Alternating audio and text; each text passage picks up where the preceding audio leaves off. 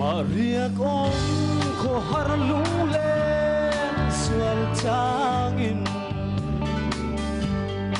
càng ai mong em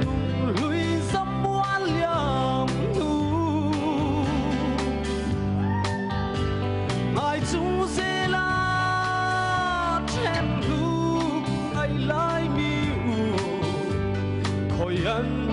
chuan che mo tên lên đang trăng lên về limbo ru đi rem arian tin lai na tu re hi don lovin ei tu pa tuai quan leng ruat re kaloni tum tok le yang silo in lai na hian dam ni re anei don lo wa lo mui o lung len aswal e mai kal hin na le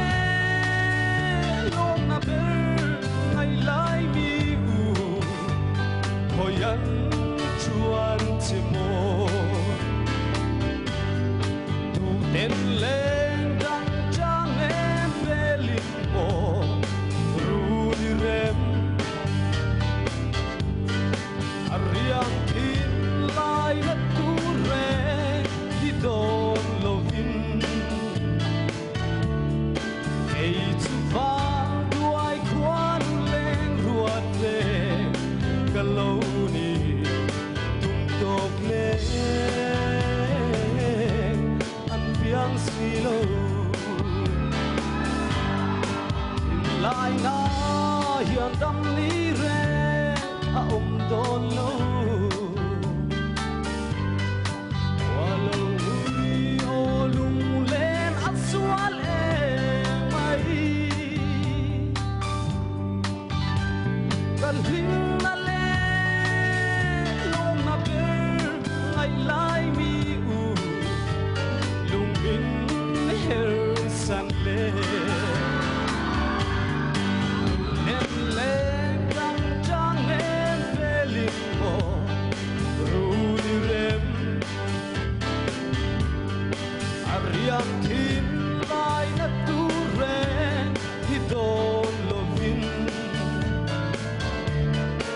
ei tu va duai quan kaloni tum tok le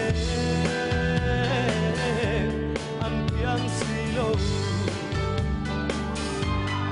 tum tok le an piang silo